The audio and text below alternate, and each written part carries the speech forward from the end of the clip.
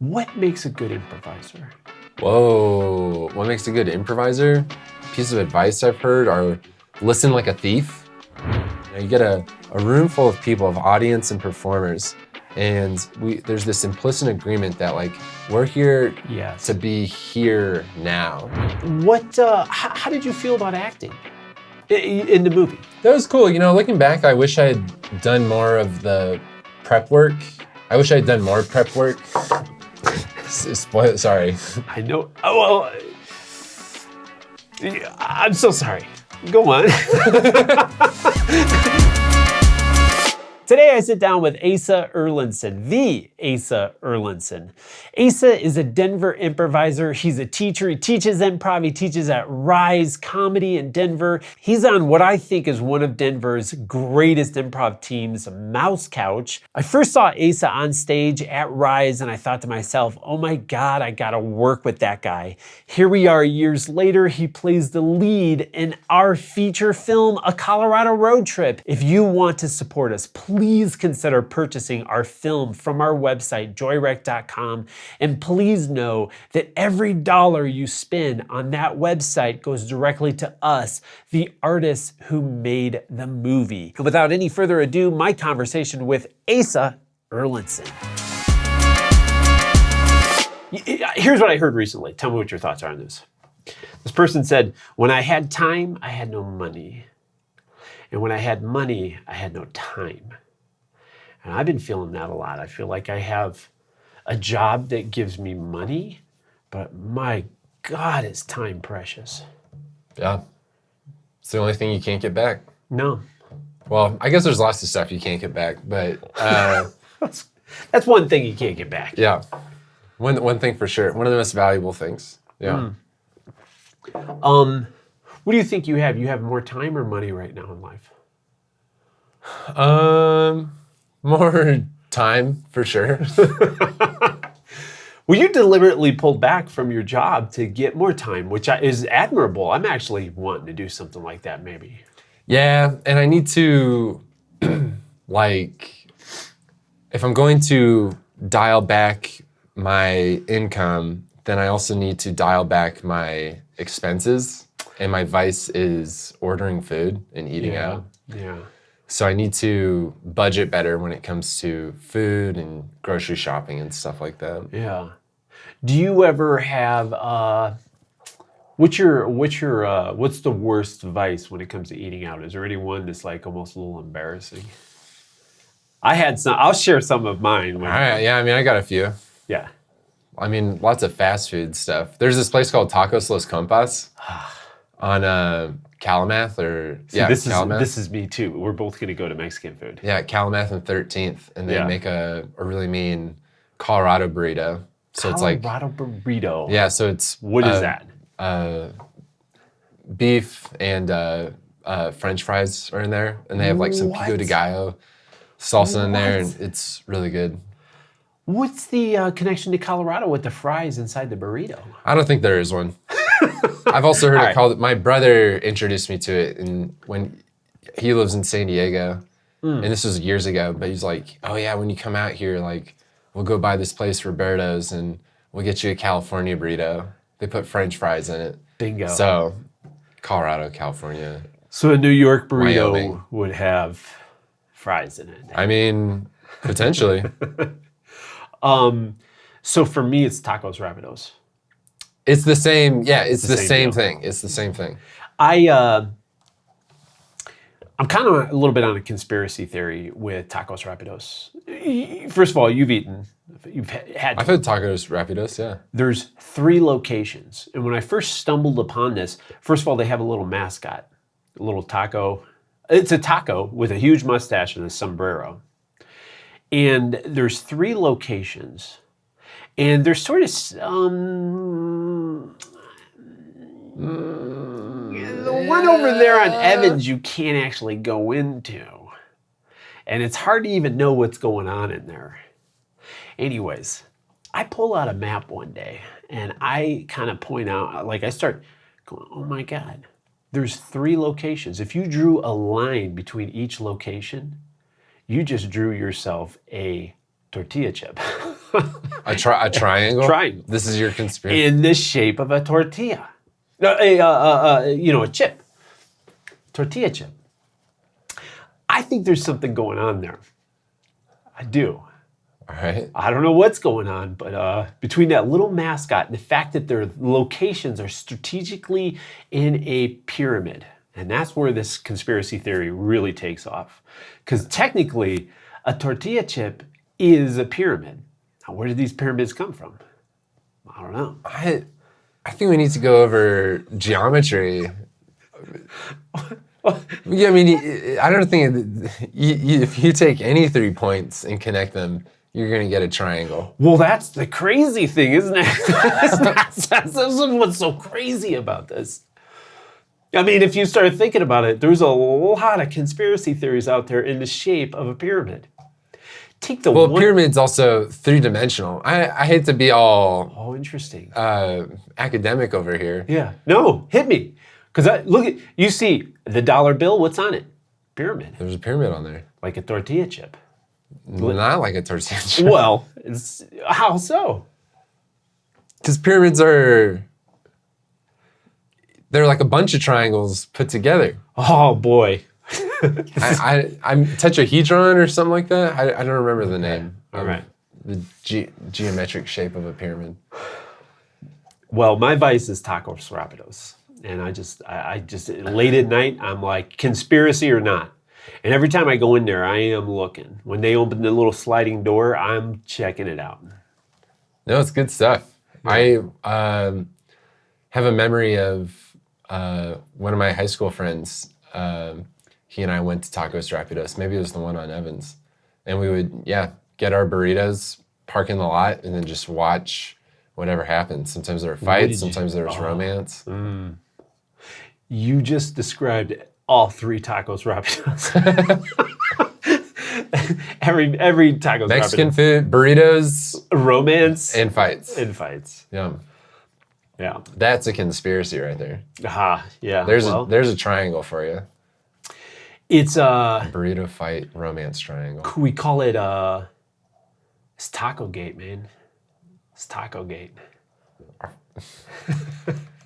Okay. All right. Anyways, anyway, moving on. Yeah. Moving on. Last night's show was fantastic. We saw some shows at Rise. The ABBA thing was amazing. Your show was great. Thanks. How did it feel? Did you guys feel good coming off stage? I think we felt all right. One of my teammates described it as a working set, so we were working some things out. Yeah. I don't think it was strong like through and through, but we had a couple moments that were pretty good. We had our scene in the grocery store. That was hilarious. Yeah, that was definitely like the standout scene. I think part of that was because we like each had a character, and then Jamie jumped into playing the melons. So yeah, I think that was not a night where like all the pistons were firing, but it was good. Yeah, I think we're at a point where like even our worst is still decent. Absolutely. Okay, so I hate revisiting these questions again. We shot this whole podcast, the whole thing. We shot this whole thing. The whole thing went down. Again, this is stemming back from like you have time or money, but you can't have both. The struggles. So we spent time filming a first podcast. But a big portion of that conversation that we had was I was really curious what your background is in improv, and I was amazed to find out you've been doing this for 17 years. Almost half my life. If I did the math, I've never put this together before, but if I did the math, consistently you've been doing improv way longer. I mean, way longer than I have. But you were doing improv before I ever even took an improv class. 2007 is when I started. Amazing. Yeah, with my college troupe. And I always enjoyed doing like theater before that. And I remember in middle school, we had like a theater production, and the math teacher, she was the one directing the play. And I think she had us play improv games. And I remember in high school also, like in I think it was a theater class or maybe like a speech and debate class or something. And the teacher brought in some local improv performers, and they walked us through some different exercises and stuff. Where was this? Was this in Denver? Yeah. Yeah. Okay. Yeah. And so you probably got to play some games. Played some games, and I remember in high school, the exercise that stands out was one person would walk into the stage, and then they would do some kind of space work. They would mime something, and then they would leave the space. And then another person would enter, interact with that thing that was established, and then they would add a new piece of space work to the area. Yeah. And then they would leave. And then the third person would come in, interact with the previous two objects, Yeah. and then add another thing. And so that went on through like 14 people or whatever. Wow. So that if you were last in line, you had, Yeah. if you're the last of 14, then you had 13 previous objects to add. Yeah. And you had to be, and one of the things they stressed was being very mindful of like, how did the person leave it? So if somebody opened a door, did they close it on their way out, or was it left open? So then when you come in, you need to, if they left it closed, you need to open that door. Yeah. So yeah, it was an exercise in, being mindful of how did that person interact with the object and leave it? Did they turn it upside down? Did they leave it on or off? Like, all these different little details. Yeah. Yeah. What makes a good improviser? Whoa, what makes a good improviser? Gosh, well, I guess we got plenty of time to talk about it, right? I don't know, there's a bunch of different things. I mean, the first thing that comes to mind is listening. Bingo, yeah. Like it is a collaborative art form. So, your attention really has to be on the other person. It's not about what can I bring to the scene, Yes. but it's about how can I build upon what my scene partner or teammate is bringing to the picture right now. Yes. So like listening is a key part of it.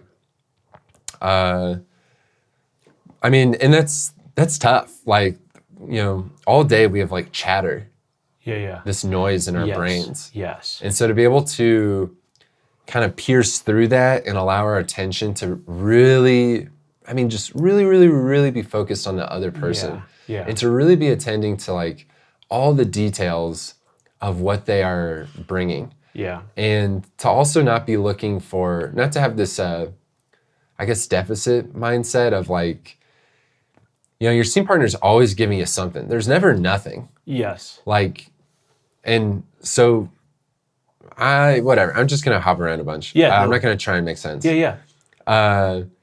But there's this idea too, like you are enough. You don't need to be extra. You don't have to like try and be funny or Come up with clever or something witty. zany. Yeah, you don't have to introduce something absurd or zany or whatever it is. But just you out there is already, that's already enough. That's it. You don't need to do anything else. Yeah. And that's why there's never nothing.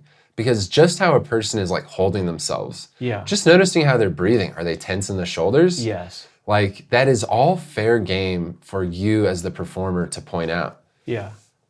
Oh, you just dropped your shoulders. Yeah. Are you relaxed now? Like, great, there's the start of the scene. Yeah. And it's starting with the two people just connecting with each other. We're not concerned about, and it's real, like whether that person notices or not that they drop their shoulders. Right. But if they just like are really, again, listening to the other person, wow, that's, you're paying really close attention to my shoulders. Yeah. And then, I'm paying really close attention to your shoulders. You've been really stressed recently. Yeah. And then you start to introduce Build information. on it. Yeah, slowly introduce. You pitched 8 innings. I imagine there's a lot of stress in your shoulders. Yeah, right. And now you're getting information and details that like are starting to really paint a picture. But that can all start with just the tiniest of things. just the tiniest of things, of just being attuned to the other person. Yeah. So you got to be a good listener. You got to really be paying attention to the other person. Some phrasings or sayings or whatever, a piece of advice I've heard are listen like a thief. You know, like you're just trying to pick all the gold you can out of everything this person's giving you. Yeah. Or listen like a goalie. Don't let anything get past you. Yes, you want to yes, catch yes. everything that this person's throwing out at you. Yeah. Whether it's intentional or unintentional. I think that's another thing. I talk a lot about in classes, like we all have these moments where something comes out of our mouths and then we want to put the words back in our mouth. Ooh, yeah. And a lot of times I think those moments, that's probably the fun thing, or that was some spark that the scene needed because you didn't plan it. Yes. And that's like part of why we do improv, is to be present and to discover, and part of discovery is surprise. And if you said something that you didn't mean to say, well, that sounds like you surprised yourself. Yes. And if you surprise yourself, chances are you surprise the other person that you're on stage with. Yes. And now you have this this moment that just like has to draw you into the present. It's like, whoa, that just happened. And now you're eliciting like an authentic reaction out of the other person. And the audience can read this. They can read all of that. All of it. They can read all of that. Yeah.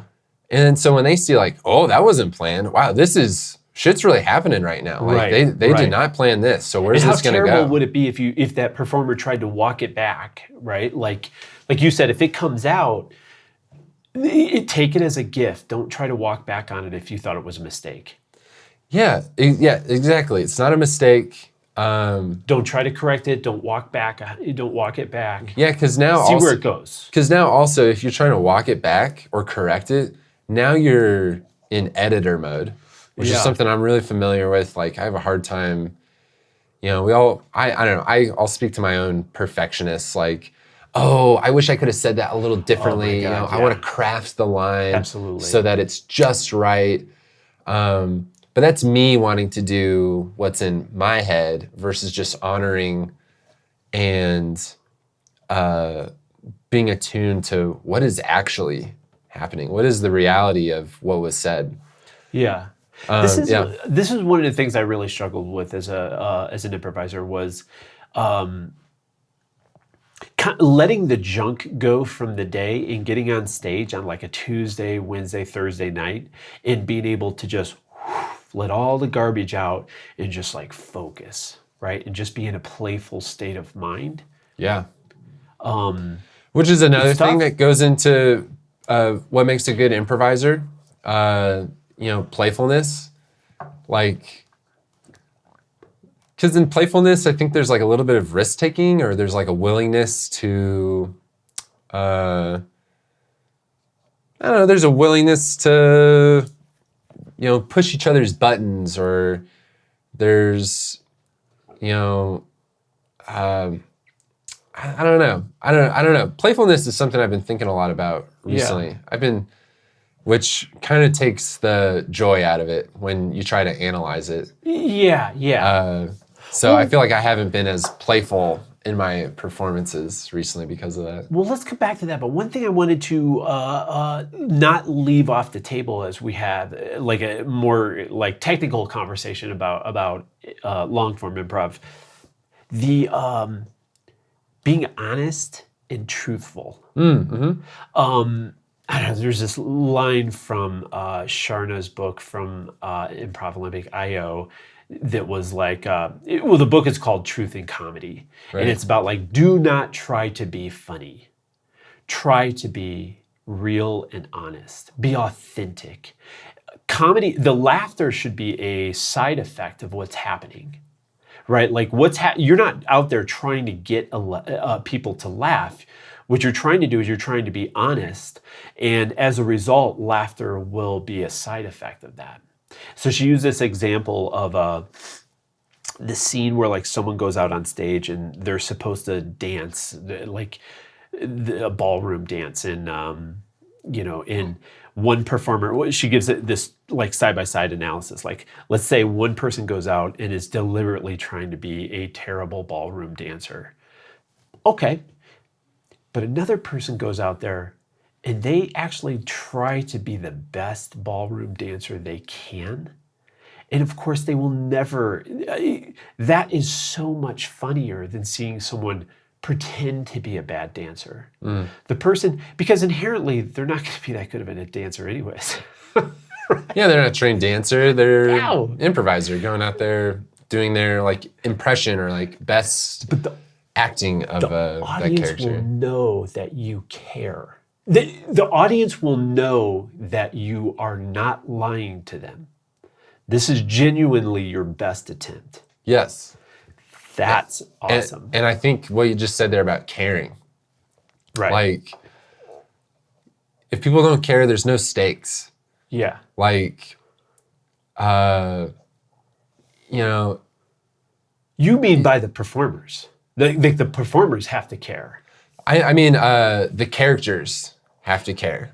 Yes. Okay. Gotcha. So, but there's a very like thin line between the character and the performer because there isn't all this prep that goes into it. So a lot of it is just based in you, the person, and the character is mostly you. You haven't had this time to like really construct a character and to like prepare for, to develop this lens that this person experiences the world through or something. You're saying like it's like a character in the spur of the moment is always going to be rooted in who you are as a human being. Yeah. In general. Yeah. Even if like a silly character. Even a silly character, even if you have a physical something that kind of finds the character for you, that you use to help find the character, it's always rooted in who you are as a person. Yeah, and that doesn't mean you can't like really push yourself to try out different characterizations like physicalities and voices, and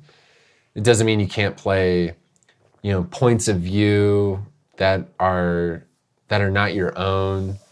But like, even if you play a character who believes in something you disagree with, like, then that exists in you to some degree. Like, you have that potential.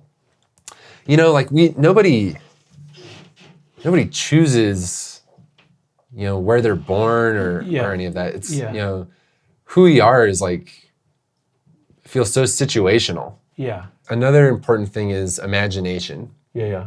Like the power to imagine yourself as like in that situation. Oh, right, okay. So if you can like really imagine it and, allow yourself to truthfully exist in those imaginary circumstances, then you can still get these genuine moments. Yeah.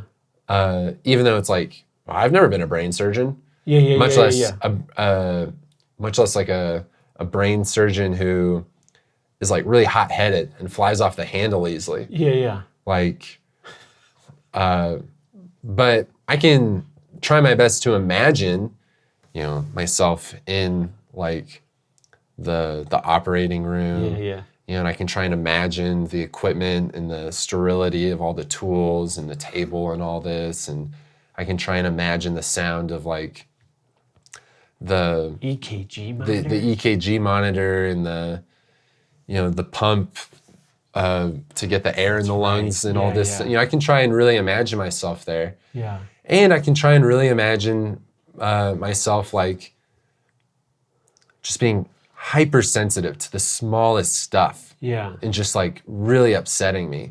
Yeah.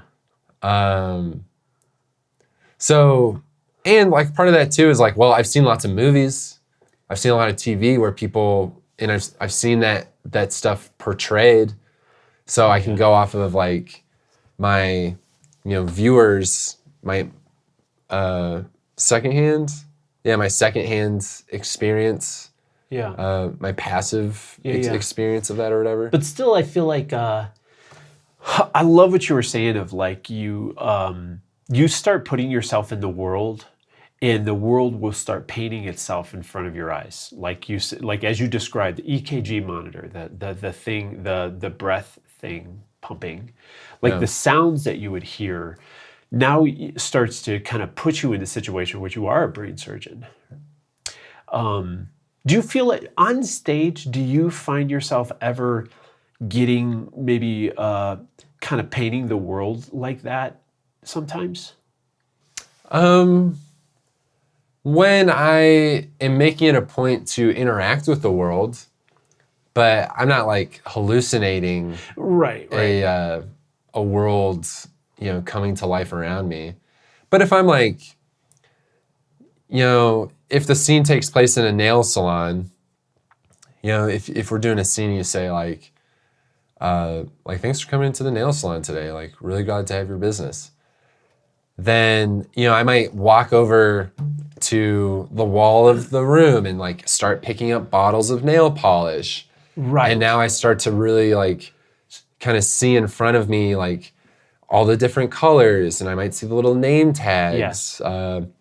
And I'll see like what kind of lighting. Is it, fluorescent, or is it like this, soft LED light or something? Sometimes it's even subconsciously starting to build, the world is starting to build in your brain maybe. Yeah, it's not all like conscious, like I'm not because the key detailing in my head soft LED lights.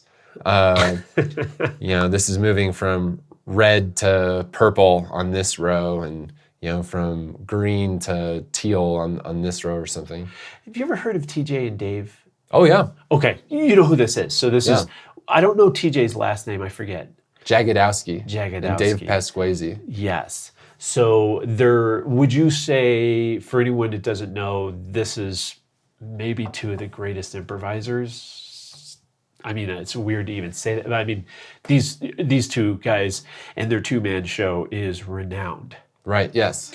So, and people, I heard them once say that they often leave the theater and the character or characters or a character that they were playing on stage, they continue to kind of think about that person. And in many ways, in their mind on the drive home or taking the L home,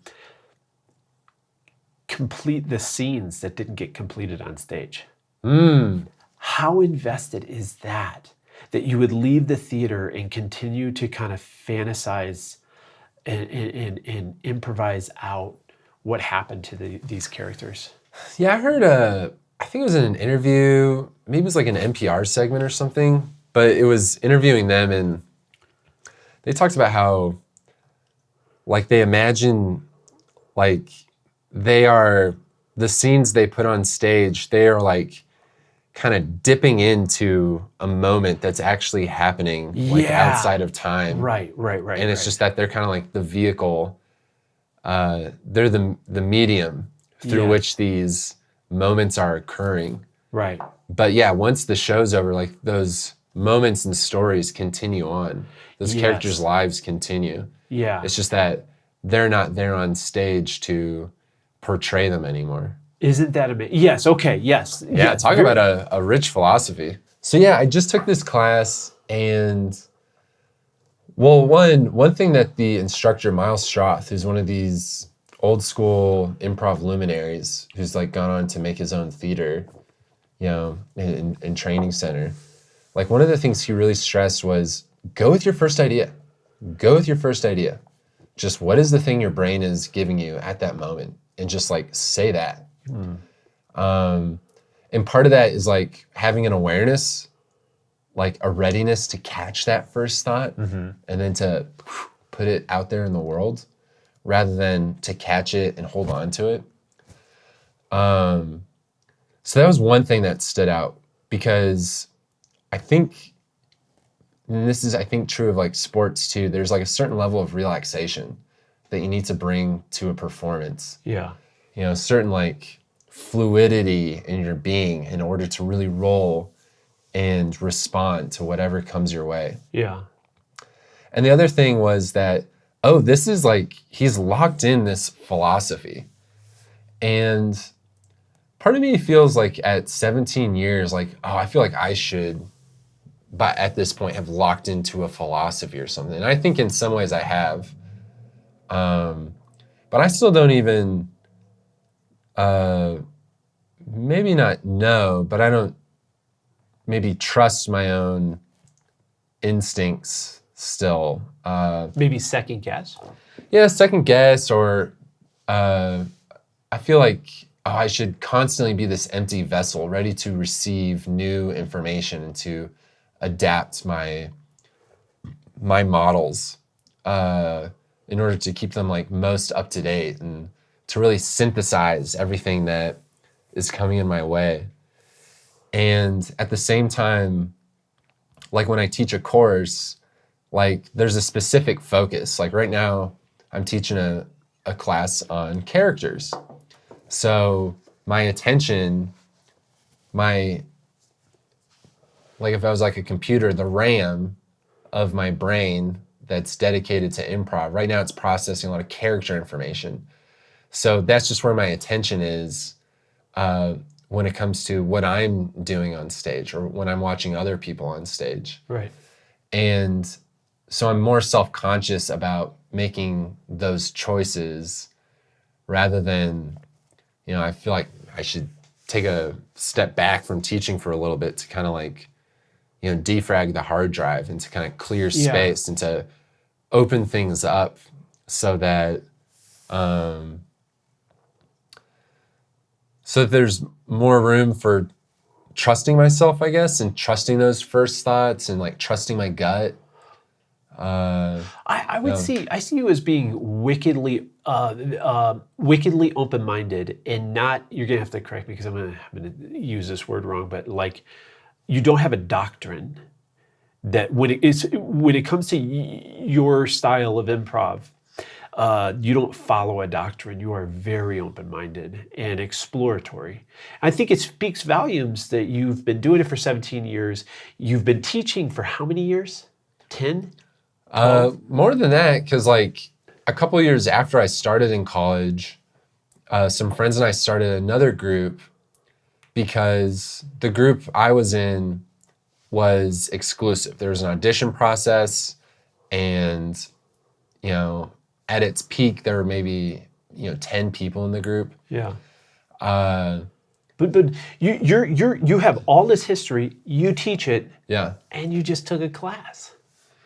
Yeah, and we got 3 more classes this month because each week is looking at a different scene type. Yeah. In his philosophy, there are 4 types of scenes, so each week is going to be dedicated to examining one of those types. Yeah. So I don't know. This is kind of like keep taking in new information and trying to process this stuff.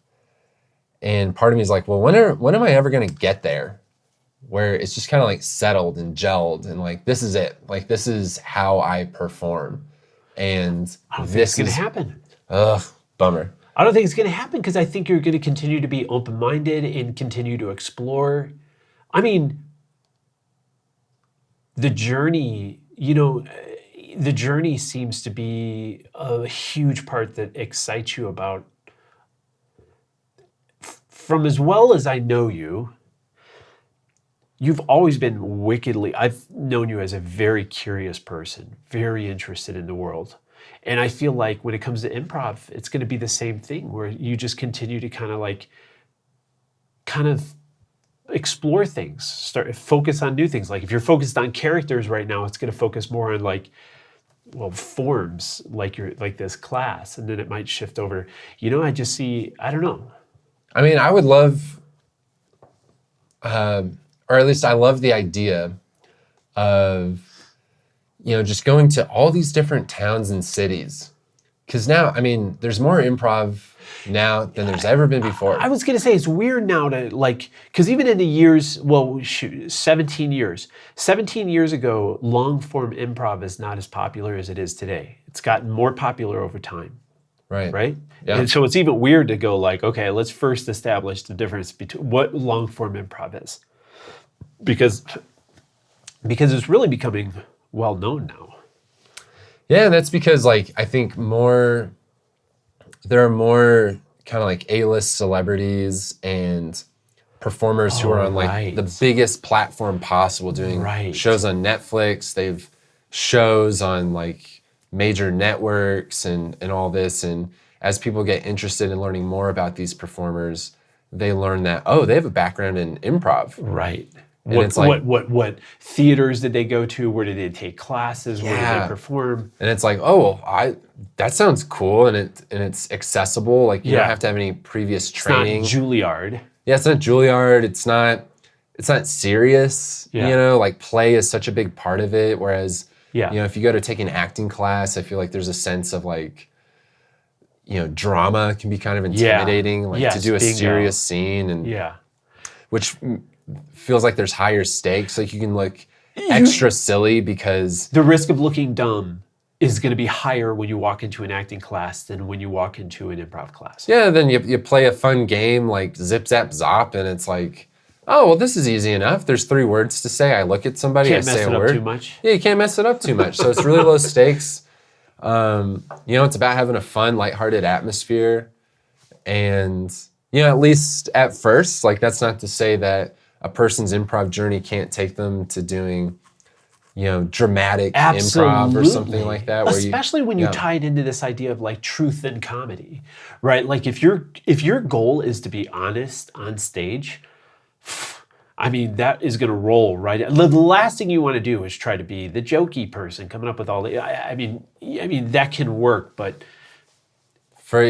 honesty. It does work sometimes too. Yeah. Honesty creates authenticness. Authenticness is the bedrock of acting. Hey, put that on it. Yeah, you write that up.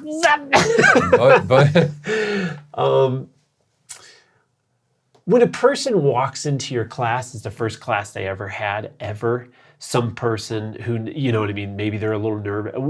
When you're a teacher of a class and it's their first time doing improv, what is your goal as a teacher? Like, what do you think is important? Well, going back to that kind of relaxation, like, hey, again, low stakes here. We're just playing around. We're having fun. We're trying some stuff out. Yeah.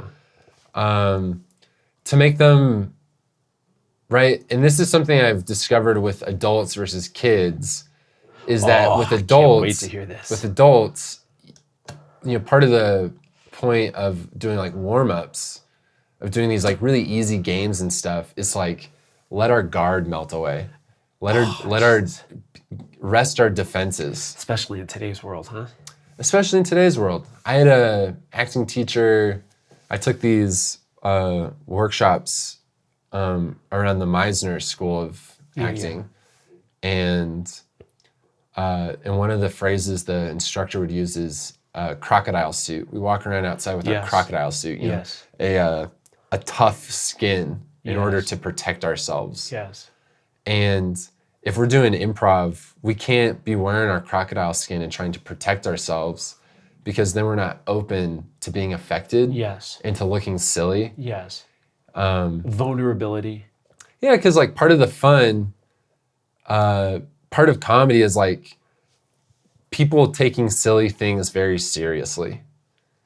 And like you have to be willing to look like a fool for taking something so serious or caring so much about a thing. Yeah. So you have to be willing to do that. But if you're just trying to keep your crocodile suit on and protect your ego, which preserve like a certain kind of image or something, which will help you in the outside world. Yeah, it'll protect you. It'll make it easier to not be so affected, because it's draining. Emotions are draining.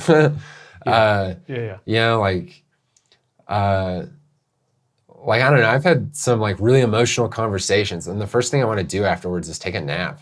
Yeah. And so anyway, when somebody comes into a class, and I love teaching drop-in classes. Right. Oh, that's right. I love teaching a drop-in class because it's this one-off thing. I get to totally make the lesson plan myself. Yeah.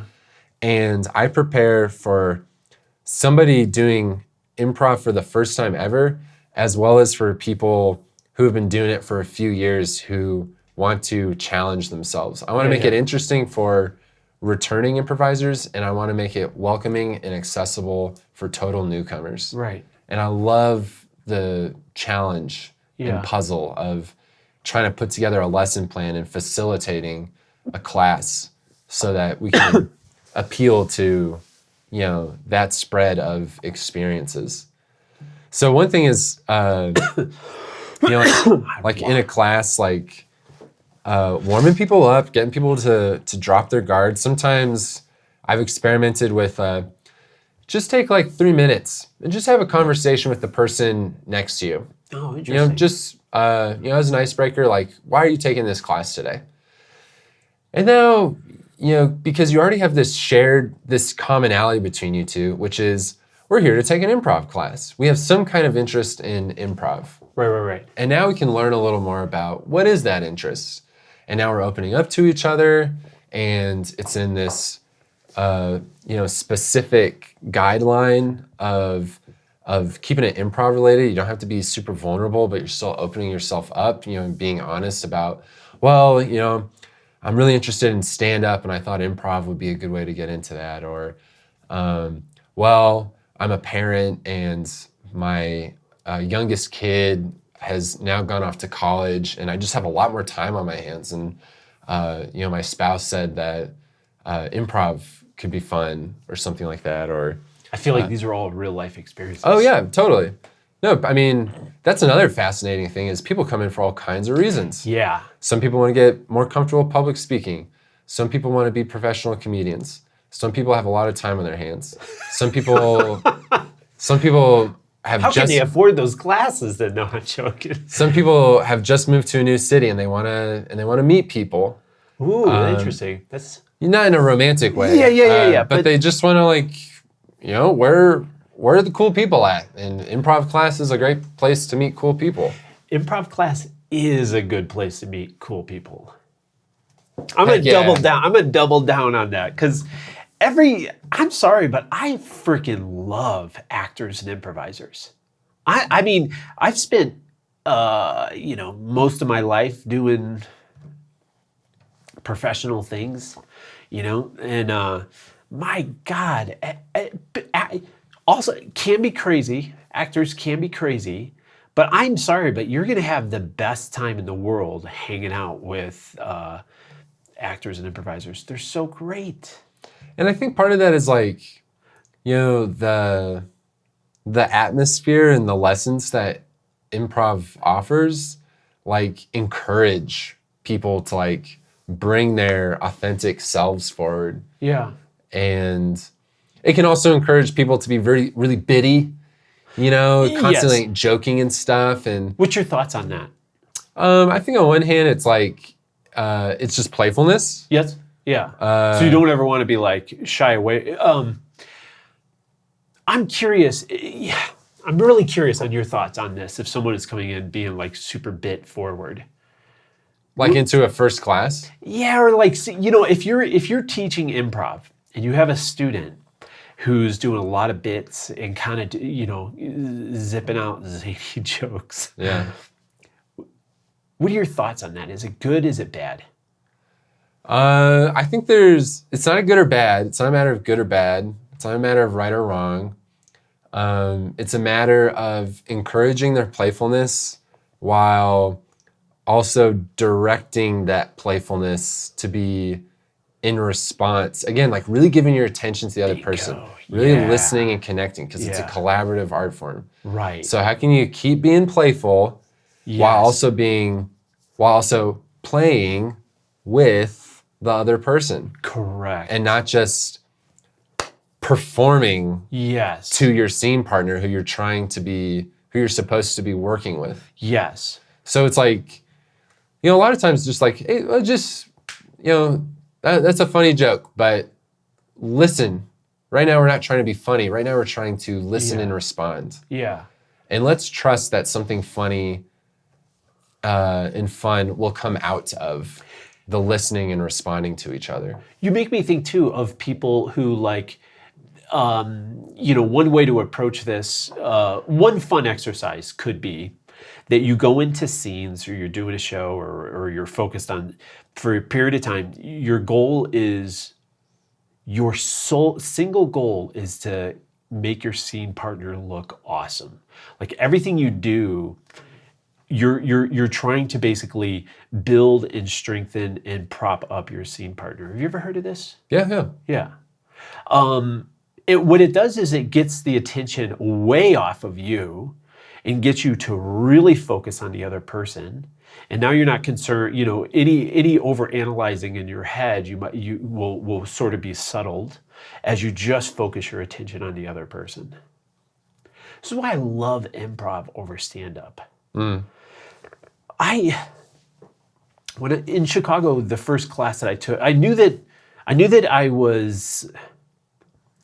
grew up outside of Chicago, was in DC for 6 years. I hit this moment where I was like, I want to return to the performing arts. I moved to Chicago, took a stand-up class. It went terrible. I was terrible at stand-up. But then you find out everyone's terrible at stand-up for about 10 years. It takes some time. So actually, maybe I wasn't that bad. Then I took an improv class, and I was like, oh my God, this is where it's at.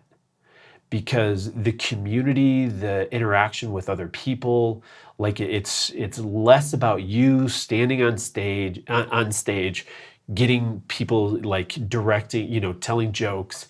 This is about, intimacy with other people in a way that explores the human condition. Why is improv important in our society? That's an interesting question.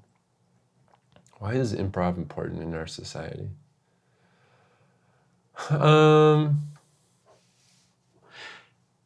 Nobody else does this. Cats don't improvise. Well, they do. They do? I think they do. My 2 cats, oh yeah. Oh man, well, I mean, if you want to go there. But think about this. Why do humans, this crazy, crazy animal, why is improv a thing? Why does it even exist? Why is it important? Can I hit my vape? Absolutely. Absolutely. Let me gear up for this one. Gear up for it. I don't mean to drop what's the meaning of life? I love those questions. But it's just like, this is a good one. Well, it's just like, think about it. I mean, it's yeah. This art form is a visceral gets a visceral response out of the people who show up at the theater to watch it. I think, why is it important? I think, why is it important? It doesn't even have to be important. It's just like, think about it. Like we could be doing all sorts of things with our lives, with our time. But, excuse me, we can be doing all sorts of things with our lives and our time. But like last night when you and I went to the theater, or that I met you at the theater after your show, we then went to that show and saw the ABBA thing, which was so great. So good, yeah. Why? A lot of fun. Like, what's the value? Is there any intrinsic value in having experienced that?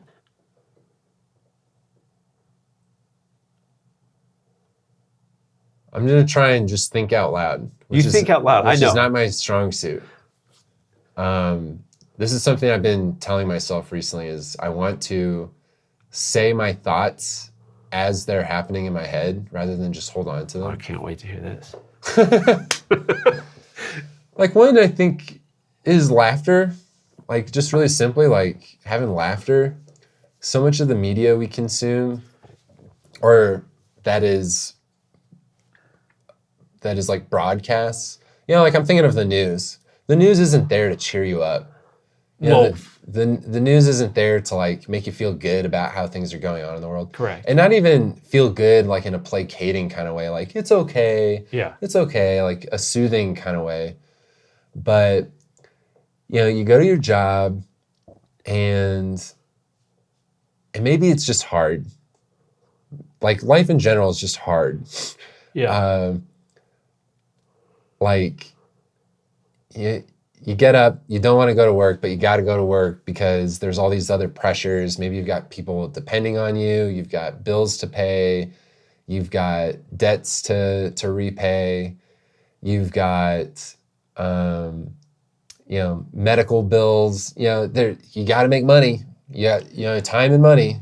Yeah, like exactly. When you've got money, you don't have time, and when you've got time, you don't have money. And it's like, well, of all the things you could do with your time, what would you rather be doing? Would you rather be doing what you do for work, or is there something else? Would you rather be out there learning something? Would you rather be out there making love? Would you rather be out there, having friendships and probably just enjoying yourself and like living life to the fullest and, maybe like maximizing your potential or something. I don't know. There's like an endless number of things that a person can want to do with their time. And work is probably toiling away in order to get that other time. In order to have the means to get the things that you need and all that stuff. Anyway, so to be able to have a break from that and to like be in a place where it's just a break, it's a rest. You get to laugh. Yeah. As an audience member, your attention is totally on what's going on stage. Yeah. You get this like distraction in maybe like one of the best ways possible. And I think one thing too that improv has that maybe some other, in that live performance has over say like television and movies, because television and movies can also provide distraction. Yeah. Your attention can be totally on a screen. But once you press the play button, or once the projector starts or whatever, it just goes. Yes. Regardless of whether you're there or not. Yeah, it's prescripted. It's literally scripted. It's literally scripted. Versus if you're at a stand-up or an improv show, and then you got up to go to the bathroom, you could get spotlighted by the performers. Yeah. Not necessarily in a negative way either, but, are we not entertaining you enough? Hey, let's follow that person. Where are they going? Because clearly there's more interesting stuff going, or there's just interesting stuff over there. Let's follow them. Let's see what's going on over there. And you have these performers that are, one of the things people say is like, this is the first and last time this will ever be performed and seen. And so it really is this unique series of moments that only exist at that time. Yeah. Everything, this whole constellation of people and the constellation of neurons in their brain at a given second, and the constellation of the room temperature and the lighting, and there's just like all these things that make a moment, and then to have the privilege to share that with a group of people. You get a room full of people, of audience and performers, and there's this implicit agreement that like we're here to be here now. Yes. Versus I'm here to just like passively, I just want to veg out. Yeah. I think it's kind of hard to like go to an improv show and veg out. Someone has come to the show to see. Well, that's an interesting question. That's an interesting thought. Like, you're correct. There's this agreement that like we are here, we sit in the dark, it's as if we're not here, and we are going to voyeuristically witness what? This is what I think. All right. The thing that makes humans, the uniqueness that separates us from the animal kingdom is our ability to communicate. Our enthusiasm, like just intense hunger to interact, to communicate, to exchange ideas. It literally is one of the biggest things that separates us from the animal kingdom that we know about right now, because communication within animal kingdom, I feel like we know nothing about. But I mean, we're always learning more. Dolphins and whales communicate in really complex ways. But one of the things that keeps us safe is, in like caveman times, like the thing that kept us safe was someone explaining to us telling a story about, this is a story that explains why you should be cautious about this thing. This is a story about how you will flourish if you do this other thing, right? Like we exchange these stories back and forth. And I know this sounds a little grandiose, but we are communicating to each other all the time the human condition. Improv is about the most brilliant, funny. We are exchanging what it means to be here. At the end of the day, we don't know why we're here. And anyone that will tell you that they know why we're here, is it God? Is it the universe? Is it one of the probably the most challenging thing as a human is having the ability to question why we exist and never getting an answer for it. This spurs on storytelling and exchanging and interacting with someone and communicating. Improv is probably the most elevated way of like releasing the pressure of all of that. And I think part of it is seeing people take off the crocodile suits. Like, absolutely every person you interact with. Like, you're not in there, like, we go through the day and we're in like survival mode for most of it. And then you go into the improv theater and it's like, we're not here to survive. We're here to like take a breath. And we're actually maybe here to all communicate to each other that like, yeah, we do have a fake armor on. And what happens when you kick the armor off? Yeah.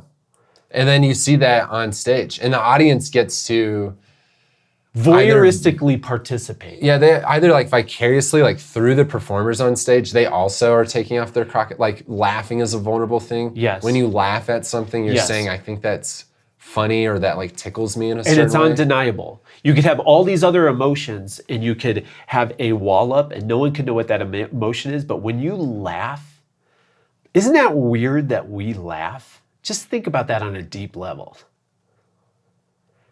It's because you're right. It's like crying and laughing is the two things that we end up not being able to control. Or like of all the things that we try to keep behind the alligator suit, as you say, the two that we will end up not being able to control is laughter and crying. And it can be vulnerable for either of those to happen. Like, have you ever been the only person, like something happens and you're the only person that laughs? or you suppress a laugh because you know it's not appropriate? Yeah. Like, because the reason you guard yourself or that people do is because it's vulnerable. Yes. Like, oh, geez, I'm not supposed to laugh at that, but I thought that was pretty funny, actually. You make me think of like a classroom or like a boardroom in which you know it's inappropriate to laugh, but when it starts, no one can help themselves and it becomes like a mob mentality where the laughter just starts like a fire ripping through everybody. Because people, I don't know, like if people feel like they have permission to laugh, I don't know. Maybe that's part of what's important about going to, maybe you go through your day and you have to like stifle all these laughs because it's like. Once again, hold it in because it's not appropriate out there, right? Yeah. And then, or it distracts. We can't waste time laughing about this. All right. We got to take this serious. Yeah. And then you go into an improv theater and it's like, everyone has permission to laugh. And I love it when I love it when one person laughs and they can't stop laughing and then other people start laughing. Yeah. Not because of what happened on stage, but there's just something contagious about that one person's laughter. And that can happen also outside of improv. I saw some video where I think it was kind of a social experiment where it's like, it was at like a bus stop or something, and this one dude starts laughing to himself, and his laughter gets like more boisterous and louder. And then the video shows people starting to smile and starting to like snicker and laugh themselves. Yes. And it's just so interesting that like, I don't know, maybe like people want to laugh more often. Or geez, wouldn't it be nice to be able to, there's so much awful shit going on. Like, this wouldn't is it be nice? Do you think in a world where anything is possible, do you think laughter is a survival mechanism? Is laughter a survival mechanism? Why do you ask? Well, I mean, if you look at a Darwinian point of view, like everything exists for a reason, right? There's a reason. Evolutionary biological reasoning behind it? I feel like we need to turn to Google right now because people have studied this. I don't know what the result. Well, I bet it's a form of communication. Ooh. When you laugh at something, you're communicating to other people. Something unusual or interesting just happens. Interesting. Okay. And I think that's part of like I have a friend who, she and her cousin travel a lot.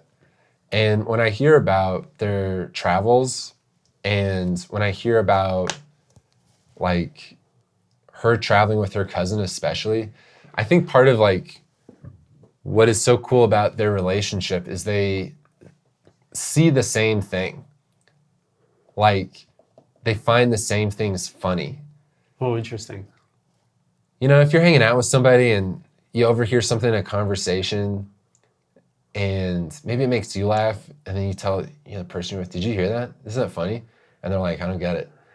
Isn't that like, okay, now I feel alienated and like by myself. But if you share that with somebody you're next to, like that's what inside jokes are. It's just like an agreed thing that we both saw that. So isn't that amazing? Could it be that like laughter is a communal way? It's like the mortar that like builds the walls of a community, of a tribe. Gosh, that sounds like a great way to. You know what I mean? Because like nothing's going to bring people together more than like having a common laugh. You know what I mean? And what a joyous community that would be if it was built around what makes us laugh. Yeah. As long as like nobody's getting hurt. There's other things at play too. I don't mean to reduce things down to laughter is the most important thing. Yeah. But we're talking about improv, and like laughter is one of the things that comes out of it. Connection too, spontaneity. Yeah. Genuine reactions, because that's another thing is like you get to share your genuine reaction as an audience member by laughing or groaning. One of my favorite improv moments I got to be a part of was I was in a group and we did improvised Shakespeare plays. And I played this character who was kind of like a Romeo character. Yeah, naturally. And it was very like endearing figure and very likable guy. Yeah. And towards the end of the play, he got killed, and the audience like audibly like the whole audience was like, "Oh no!"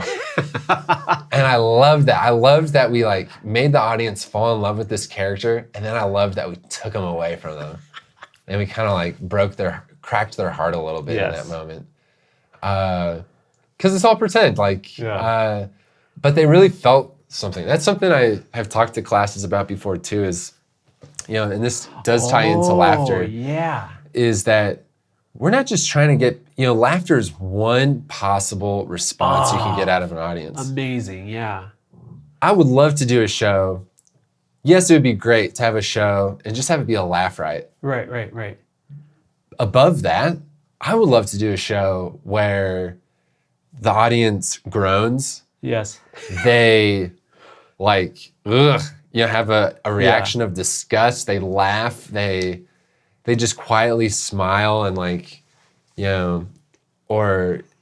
reminisce, or to really evoke like a whole spectrum of emotional reactions. Yeah. And I've talked about in classes is like, what kind of breath can we draw out of the audience? Right. You know, laughter is an exhalation. Wow. Like, huh, oh, ooh, Yeah. ow, ugh, oh no. Like, there are all these breaths that we can draw out of the audience. Yeah. Let's not limit ourselves to just drawing laughter, because then, I don't know, I don't know, it's limiting. It's just a limitation we put on ourselves.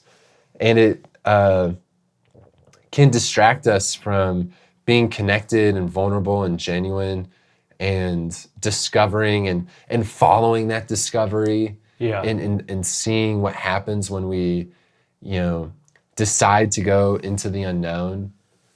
Because the audience is on that journey with us. So if we can, give them all kinds of feelings, that's great. Yeah. Let me grab some scissors. You good?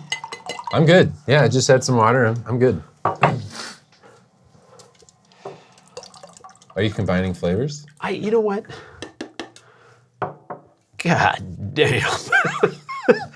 God damn, I did. I did. Cool. So now we have a tangerine pomegranate. What is pomegranate? It's a fruit? Yeah, it's a grapefruit, but why? No. It's not a grapefruit. Holy shit. What is coming out of your mouth right now? Hey, I gotta draw this. We've had a highly technical conversation about improv.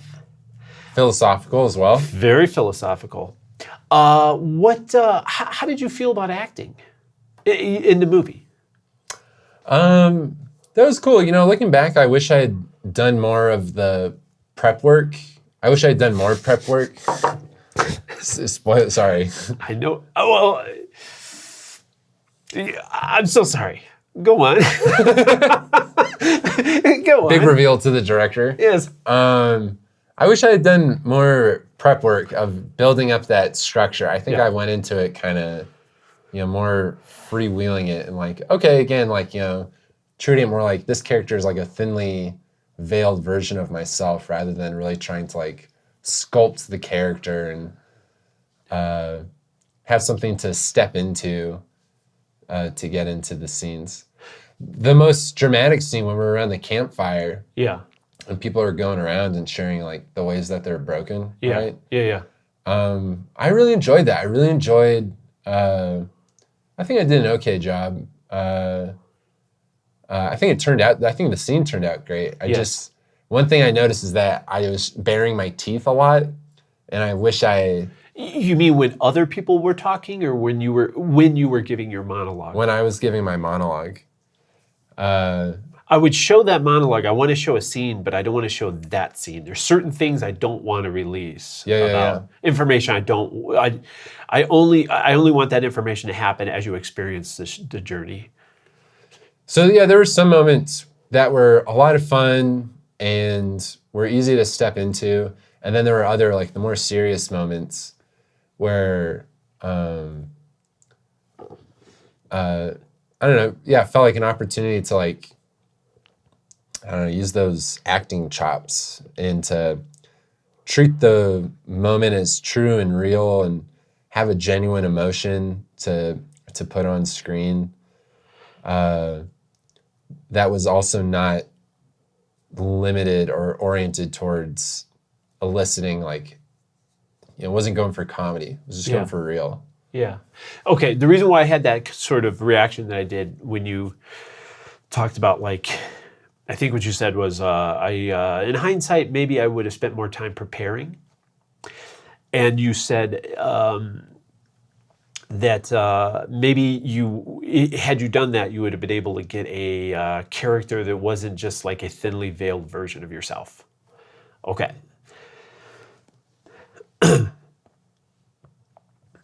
This is a tough one because number one, the easiest way to get authentic acting out of someone at my level is to have them perform a character that's very similar to who they are in real life. We're not trying to make a Johnny Depp Pirates of the Caribbean character. Now, I don't know if you ever heard him talk about that character, but Johnny Depp and many other people we could bring up, they are character actors. Yeah. They are people who you go, I didn't even recognize that person for a second, right? It takes you, you're like, you know what I mean? There's something, they're like chameleons, Yeah. you know? And then there's other actors that are literally playing themselves again and again and again. One of the safe plays at amateur filmmaking, which we call it independent filmmaking, but at my level, without the financial backing of corporate entertainment or being a rich person, none of which I have, the easiest way to get really good acting is to have a character very close to the person. So that was by design, very much by design. So that's not on you. All right, cool. Yeah, no, and I remember when you pitched it, you were like, that you wrote this with me in mind. Yes, very much. Yeah. Oh, 100%. 100%. Had you said no to the role, I would have been up Shit's Creek, man. The other, to address the other thing, we typically know a character best once we've performed that character and it's over with. Many people who do theater, that last show, the month after the closing is when they knew that character the most, you know, for most theater runs. Is when it comes to preparing, there is everyone essentially, it's hard to determine how much you should prepare because if you over prepare, you could be doing yourself a disservice. If you under prepare, you could be doing yourself a disservice. So it's very tricky. I think if you were to do this type of like acting in a movie more and more and more, you would start to really carve out your process. And I think the process Totally. is different for everybody. There's no one right way to do it. Lots of people don't want to rehearse. Other people need a lot of rehearsal. I think one of the most important things any actor can do, and I just couldn't stress it enough, is know that script inside and frickin' out. Just like there is like training to become an improviser, the training for acting is a lot more like character deep. So like script analysis, just never do this in improv, but like there's all sorts of little tricks, tools, exercises you could do to take a script and just comb through that script and start to really understand who this person is. Just comb through it, start asking questions. Why is this happening? You know, a lot of theater rehearsal, a lot of it, I mean, you have to memorize your lines, you have to get off book, you have to understand blocking. But in the beginning, the majority of what you're doing in a theater rehearsal for a play is going, who are these people? And what are they doing? And why? Why would this person say this? What is this person's background? What is this person's story? What is all the information we know about this person? Do we know what his or her childhood is like? Do we know, like you start doing all this really deep character analysis to try to understand who this person is and why they'd be doing the things that they're doing. That's the one area that you probably couldn't under prepare for. Take that script and just devour the script and know it inside and out and ask all of the questions to try to understand who this person is. That is one thing that is a must. Yeah.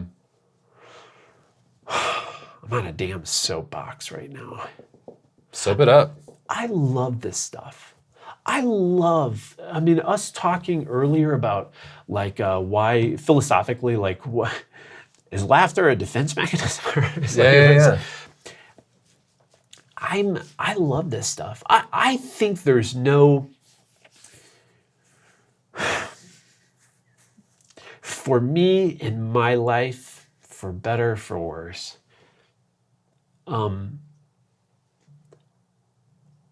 I want to exercise and explore to the nth degree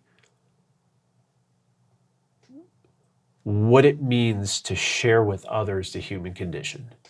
And that's why I want to be a performer. That's why I want to be a filmmaker. And that's why I made this movie. This movie is a melting pot of my personal experiences over the course of like 5 years. It's all mixed up in there, like it isn't like this, that, you can't clearly put, it's like all the ingredients of experiencing life, the good and the bad. And there was definitely some bad. You put all of that inside there and like you end up with what this story was, and it's the thing I'm most proud about, and I gotta get off this damn soapbox. The thing I'm most proud of is that it is truly and undeniably my voice and what I wanted to say. Of course, with the collaboration of all the people that I worked with, because it came to life. It couldn't, Derek wouldn't be Derek if you weren't in that role. But having experienced you in my life, I really wanted to get the energy that you had, and I wanted that to be a part of this story. And that, so in that sense, it was my experience in life. I remember the I can't even remember ever seeing you on stage and not going, that guy's great. I want to work with that dude. I think from the first time I ever saw you on stage, I was like, I want to work with him. And we did it. Yeah, here we are. Continuing the whatchamacallit? Let me play a collaboration. scene. Let me play a scene, and then let's chat after this scene. Here it goes. So, do you own any camping gear, or? Yeah, I've got camping gear. I got a tent, bag. I got the cover for the tent. Yeah, sleeping bag, tent, pillow. The cushion thing that goes underneath the sleeping bag. I even have these little forks for like marshmallows or hot dogs, for over the fire. Yeah, you have all the stuff then? Yeah. Did you want to borrow it? No, we have all the things that are necessary. But did you want to go? Go? How do you mean? What I'm trying to ask is, do you want to come along with us? Oh yeah. Yeah, I would love to. Okay. Everything good with, the... What? With the crutches, can you go camping with all that stuff? Oh yeah, sure. Yeah, sure. Oh man, this thing's healing. Alice already asked you, didn't she? Yeah. Yeah, she texted me. She told me you were coming over to ask. Well then. Well, better be get going. Okay. 7 a.m. We'll pick you up right here. Tomorrow? No, Friday. Friday. Yeah. Friday, 7 a.m. You got it. Okay. Okay. I'm out of here. You're out of here. I'ma stay here. Sorry about the nut crunch. That's all right. Yeah, don't worry about it. I love this stuff, but don't worry about it. Okay, 7 a.m. So on Friday. Okay. How fun was it to shoot that scene? That was the first scene that we shot. No kidding. That was the very first scene. Oh, cool. Well, I love working with Wolf. Yeah. And one of my favorite moments is as he's leaving, just like when he's like, okay. And I just kind of say back what he's saying. Okay. We talked a lot about, one of the things for Derek was to be a person who's actually really lonely. And even though he's kind of a difficult person to be around, did you ever meet anyone like that where it's like, you know they're just starved for any interaction with another human being, but they're just such a annoying, you don't even want to be around them. Yeah. No, Derek has a little case of that going on. Yeah.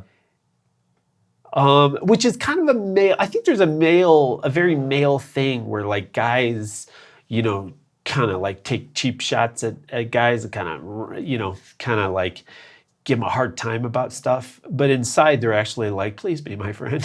Yeah. You know what I mean? Why Yeah. see, to me, like, I feel like women don't really do that. Like, maybe they do, but it's very much, I don't know. I know a lot of dudes that are like kind of pricks to each other, even though what they're really asking for is to be friends. Yes. Yeah. I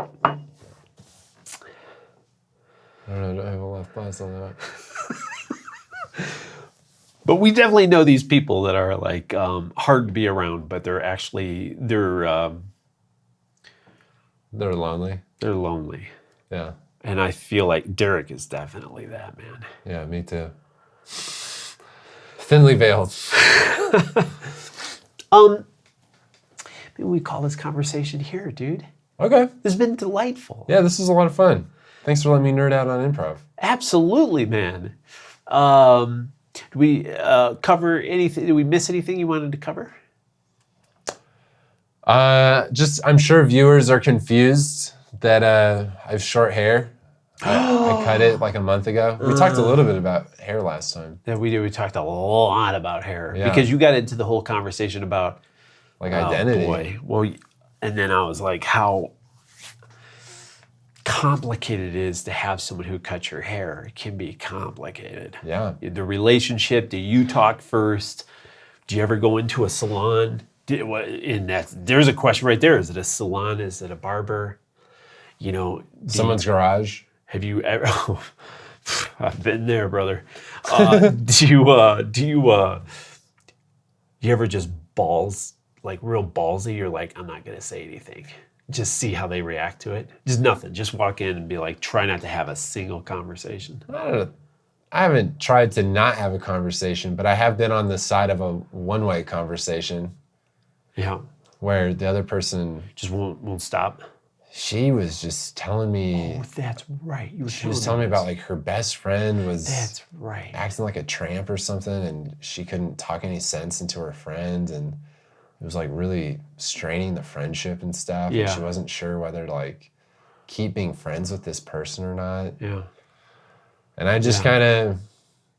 Did you just do a lot of I think there was a lot of I mean, I was listening. Yeah. Yeah, I was on board for the journey. I wasn't gonna be rude and just tune out while they were cutting my hair and opening up about what was going on in their life. Yeah. But I think it was kind of like a therapy session, and I was the therapist getting my hair cut. Maybe that's a business. Therapists that get their hair cut, you know? Cut your therapist's hair and tell them your problems. All that to say is hair is complicated. Just complicated. the act of managing your hair is a complex deal. There's a great documentary by Chris Rock, and I think it's just called Hair. You joking? No, it's great. It's about black people hair and and wigs and stuff and hair care and like the industry around hair care and stuff. It's really cool. You know Killer Mike? Killer Mike, yeah, the rapper. Yeah, you know he has a barber shop in Atlanta? Yeah. He's talked about that. He says, you know what, this is where our community is right now. You know what I mean? Like he wants, how cool is that? That he's like, one way to impact your community is to have a great barber shop. That's great. Yeah. I'll give this to you. This is for me? Yeah. Oh, sweet. Took me forever to get these, man. How cool is that? Isn't that fun? Wow, this is really nice. that Blank fun? pages too. Yeah. I don't want no lines. Just kidding. I kind of selfishly got these because I use notebooks in a very certain way. Yeah, how about that? It's not on the website right now, but 10 years from now, there'll just be a box in my attic and it'll be filled with these. It's not even. Not even registering it.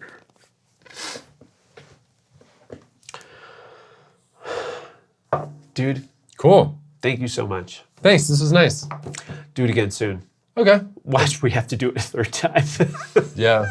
Well, we'll be ready. Sweet. Yeah. All right, there we go.